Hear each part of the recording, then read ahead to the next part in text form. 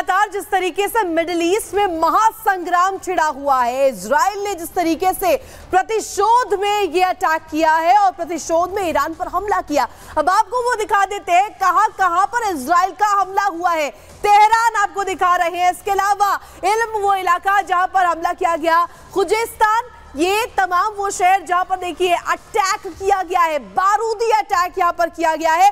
तो इजराइल का बारूदी प्रतिशोध किस तरीके से यहां पर किया गया और ईरान की तरफ से किस तरीके से अब इसको लेकर रिटेलिएट किया जाएगा, ये देखने वाली बात हो रही। ईरान ने हवाई हमले की पुष्टि भी की है। तो देखिए इसको लेकर के इस ऑपरेशन को दरअसल ऑपरेशन पश्चाताप नाम दिया गया इजराइल द्वारा और इसको लेकर के खुद पुष्टि ईरान ने भी की है कि हाँ हमले हुए। इसी को लेकर के एक खास रिपोर्ट आपको दिखा देते हैं।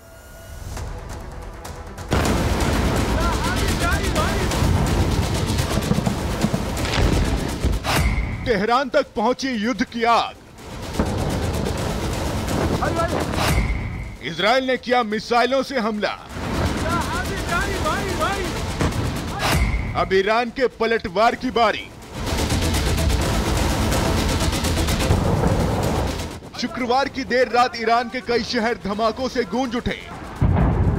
इजराइल की मिसाइलों और बमों के हमलों की गूंज सिर्फ ईरान ही नहीं बल्कि पूरे मिडिल ईस्ट में सुनाई दी। 1 अक्टूबर को इजरायली धरती पर हुए ईरानी मिसाइल अटैक का आईडीएफ ने बदला ले लिया है। इन हमलों के साथ ही वार पलटवार का एक चक्र पूरा हुआ, लेकिन अब ईरान के फिर से पलटवार की आशंका से युद्ध के और भड़कने का खतरा पैदा हो गया है। आपको बता दें कि फिलिस्तीन और गाजा के मुद्दे पर ईरान इजराइल में तनाव है। ईरान के प्रॉक्सी हिजबुल्लाह के साथ आईडीएफ का युद्ध जारी है। ईरान के खिलाफ हमास को खुला सैन्य समर्थन दे रहा है ईरान। यमन के हूती विद्रोहियों के जरिए भी इजराइल पर कई बार हमले कराए। 1 अक्टूबर को पहली बार इजरायली धरती पर ईरान ने सीधे मिसाइल अटैक कर दिया। इसी हमले के बाद अब इजराइल ने भी ईरानी धरती पर सीधी सैन्य कार्रवाई की है। ईरान पर हुए हमले के बाद अब मिडिल ईस्ट में युद्ध की आशंका बढ़ने लगी है। जल्द ही ईरान इजराइल पर पलटवार करेगा, इसको लेकर ईरान ने पूरी तैयारी कर ली है। यहां तक कि इजराइल पर किस तरीके से हमला करना है इसको लेकर ब्लूप्रिंट भी तैयार कर लिया गया है। अब बस इंतजार है उस हरी झंडी का जो कि ईरान सरकार अपनी सेना को देगी, जिसके बाद ईरानी सेना इजराइल पर हमला करेगी। हमला कब होगा ये ईरान सरकार को ही तय करना है। पिछले साल 7 अक्टूबर को इजराइल पर हमास के हमले के बाद दोनों देशों में तनाव बढ़ रहा है। दोनों देशों के बीच करीब 2000 किलोमीटर की दूरी है, जिसकी वजह से अब तक दोनों देश एक दूसरे पर सीधे अटैक की पॉलिसी से बच रहे थे। लेकिन हिजबुल्लाह और हमास के नेताओं के इजरायली हमलों में मारे जाने के बाद ईरान ने अपना धैर्य खो दिया और इजराइल पर सीधे मिसाइल अटैक कर दिया।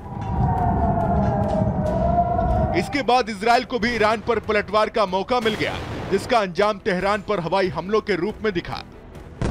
माना जा रहा है कि जल्द ही ईरान भी अपनी ताकत दिखाने के लिए फिर से इजराइल पर हमला कर सकता है। ईरान फिर से इजराइल पर मिसाइलें दाग सकता है, इजराइल पर फाइटर जेट से बमबारी कर सकता है, इराक में मौजूद मिलिट्री से हमले करवा सकता है, सीरिया की धरती से भी इजराइल पर अटैक संभव है, समंदर के रास्ते भी मिलिट्री शिप से हमले की आशंका है, मिडिल ईस्ट में मौजूद अमेरिकी सैन्य ठिकानों को भी निशाना बना सकता है। पहला वेव कंप्लीट हो गया है। आमतौर पे इजराइल जो है जब भी हमला करता है, कोई भी एयरफोर्स जब हमला करती है तो एक साथ अपने बड़े तादाद में हवाई जहाज को कमिट करती है। किसी भी हमले में 40, 60, 80 या 100 जहाजों का इस्तेमाल होता है और वेव के हिसाब से हमला होता है। यानी एक हमला अभी हो गया, एक हमला 4 घंटे के बाद सेकेंड वेव हम हो गया, एक हमला 8 घंटे या 12 घंटे के बाद थर्ड वेव हो गया। तो हो सकता है, मेरा आकलन है कि अगर इजराइल ने ये हमला किया है ईरान के ऊपर तो आधा अधूरा हमला नहीं करेगा। डेफिनेटली आज फिर से कुछ 1 घंटे के बाद सेकेंड वेव या थर्ड वेव भी हमला कर सकता है। फिलहाल मिडिल ईस्ट में तनाव बढ़ता जा रहा है।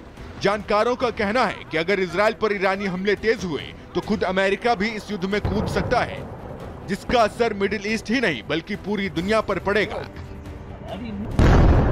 Bureau report, Republic Bharat.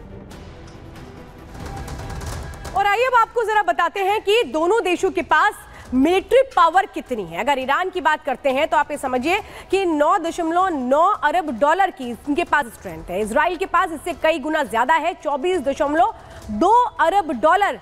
किस तरह से ये जो पावर है, ये समझिए पावर का मतलब इसलिए क्योंकि जब अटैक होता है तो फिर कौन किस पर भारी पड़ सकता है, ये समझाने के लिए हम आपको ये बता रहे हैं। ईरान में 551 प्लेन है, इजराइल के पास कितने हैं, 612 प्लेन है। ये उनकी क्षमता को दिखाता है। प्लेनों के मामले में देखें तो बहुत ज़्यादा दोनों में अंतर नहीं है, लेकिन जिस तरह से अटैक हो रहे हैं ये किस तरह से एक बड़ा असर डालते हैं, ये हम आपको बताने की कोशिश कर रहे हैं। फाइटर जेट की संख्या अगर आप देखेंगे तो 241 फाइटर जेट है इजराइल के पास, 186 फाइटर जेट ईरान के पास है, यानी कि इजराइल के पास फाइटर जेट की संख्या ज्यादा है।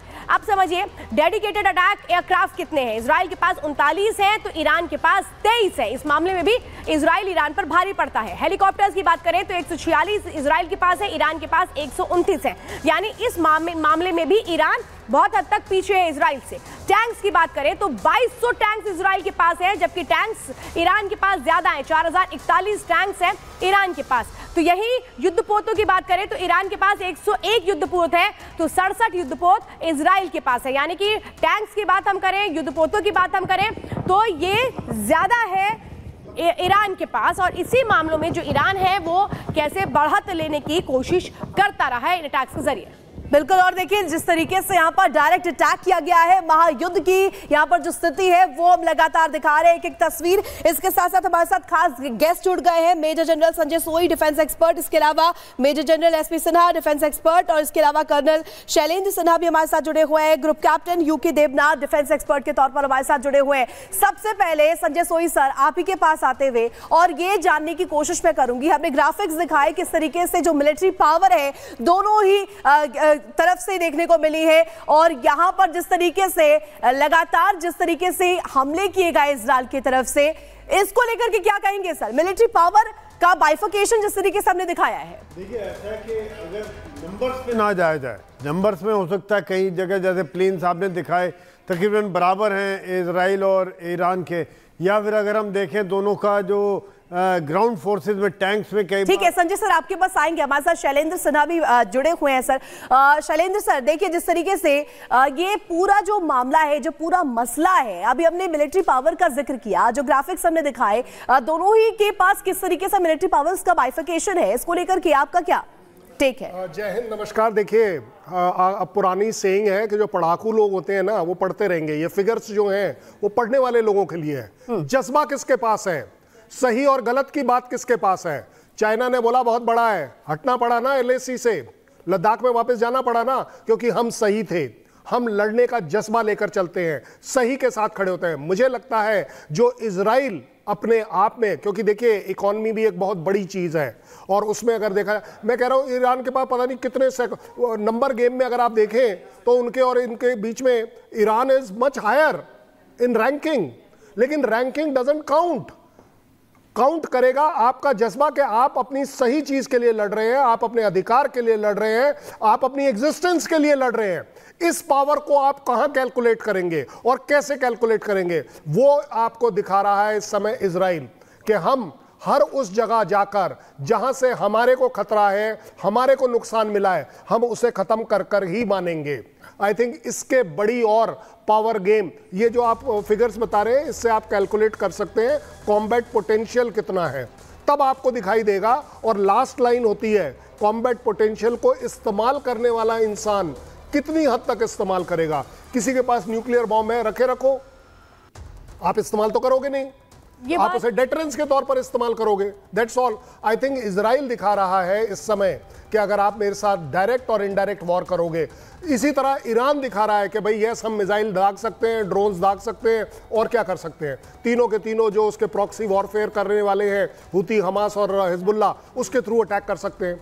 बात आ रही है इस समय ये कि कौन क्या रखता है जज्बा अपने लिए, अपनी कंट्री के लिए, अपनी एग्जिस्टेंस के लिए। मुझे नहीं लगता कि जो इजरायलीज के अंदर जज्बा है इस बात का, क्योंकि उनकी जीवन की बात है, उनके रिलीजन की बात है, उनके एग्जिस्टेंस की बात है, इससे बड़ा और कोई पावर कर्नल नहीं। शैलेंद्र सर, आपने बड़ी बात कही, जज्बे की बात आपने कही, क्योंकि इजराइल हमेशा से ये कहता रहा है कि देखिए हम किसी को चोट नहीं पहुंचाएंगे, लेकिन अगर चोट पहुंचाई तो फिर हम छोड़ेंगे भी नहीं, और वही वो इस वक्त करता हुआ भी नजर आ रहा है। एसपी सिन्हा सर, आप इसमें कुछ कहना चाह रहे हैं, और ये मैं पूछना भी चाह रही हूँ, ये बहुत बड़ी बात कही है। देखिए, देखते रहना और ये कहना कि नहीं हम एक्शन लेंगे, वो स्ट्रैटेजी इजराइल की नहीं रही है, और ईरान अब शायद इस बात को समझ रहा है कि हिजबुल्लाह, हुती, इन सबको सपोर्ट करके उसने अपने लिए कितनी बड़ी मुसीबत की जड़ बना ली, और अब इजराइल के अटैक इस बात को एकदम स्थापित कर रहे हैं कि अगर गलत का साथ दोगे तो फिर होगा क्या। देखिए, जब मिलिट्री इक्विपमेंट की बात करते हैं तो क्वांटिटी मैटर नहीं करता, क्वालिटी मैटर करता है। दूसरा, हम लोग जब हम लोग सेना में थे तो कहा जाता था, it is the man behind the machine, not the machine which matters.